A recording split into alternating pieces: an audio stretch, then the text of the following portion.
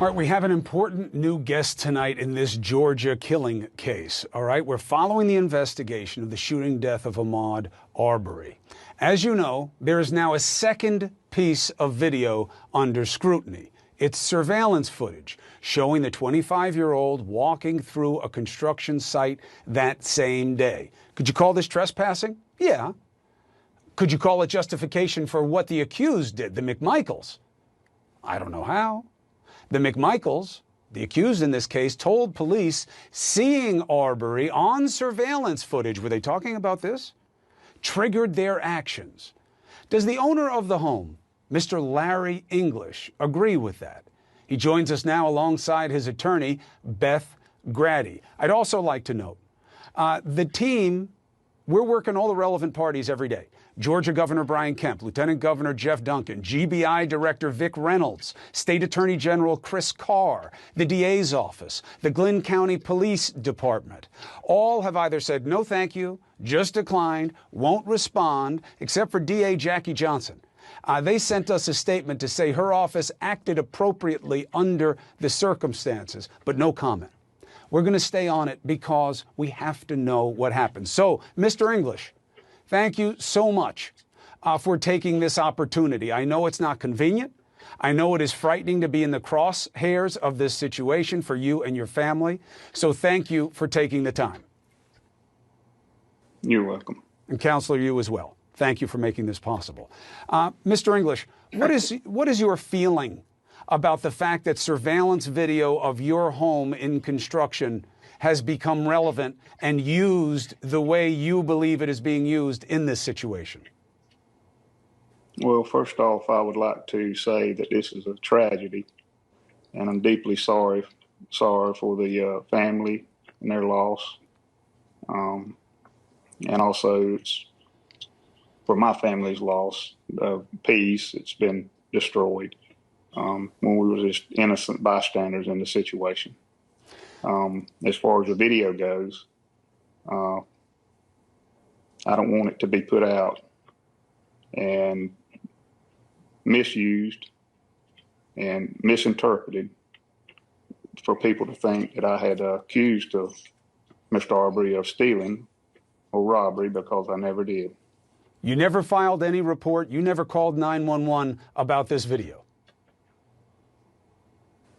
The video of February 23rd, I made no calls. Do you believe that Arbery stole anything from your house that day? No, whatsoever. Now, the McMichaels told police in the police report here that he had been seen, Arbery had been seen on surveillance video. Did you share this video with the McMichaels? No, not whatsoever. Did they know of any past incidents at your construction site? I'm not sure about that. Nothing you told them about? No. Were you aware of any string of burglaries that they say were going on in that neighborhood? Because we can't find police records of any string of burglaries in the neighborhood. I was. And what did you know about what was going on in the neighborhood? I only knew of secondhand information that maybe somewhere in the neighborhood of January that a vehicle had been entered and some guns taken out of it. Are you aware that it was the McMichaels who filed that report? No. That's what police records show, according to our reporting on this, that they had reported it. Do you have any relationship with the McMichaels? Do you have any feel for these gentlemen? No. Have you reported in the past things that happened at your construction site? I have. What kinds of things have happened, and who do you think did it? The only thing that happened was my cameras would notify me. I would be 2 hours away, and my cameras would notify me and let me know somebody was on the property. And what have you seen on your property before? How common is it for people to enter the site? Not very. I mean, not very common at all.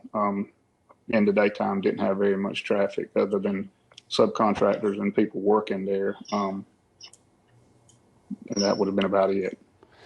And didn't you report, though, that you believe something had been taken from the house, but you couldn't identify who did it? No. So that's a false accusation. Oh, good to know. Thank you very much. So you never reported anything about any fishing equipment or anything like that?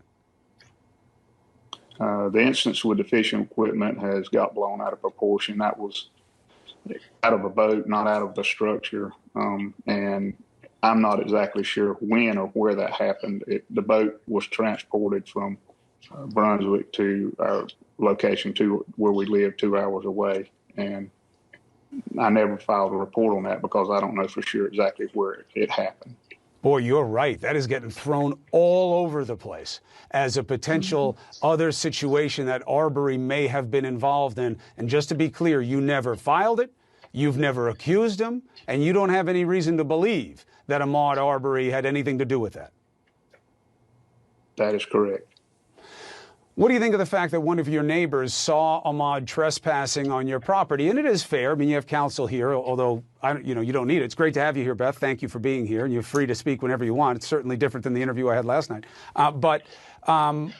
You could call it trespassing. He didn't have a right to be on the property, and yet he was there. One of your neighbors called and said that he took off from there. How do you feel about them making a report to 911 about what they saw with Arbery leaving the property? I really don't know exactly how to answer that question.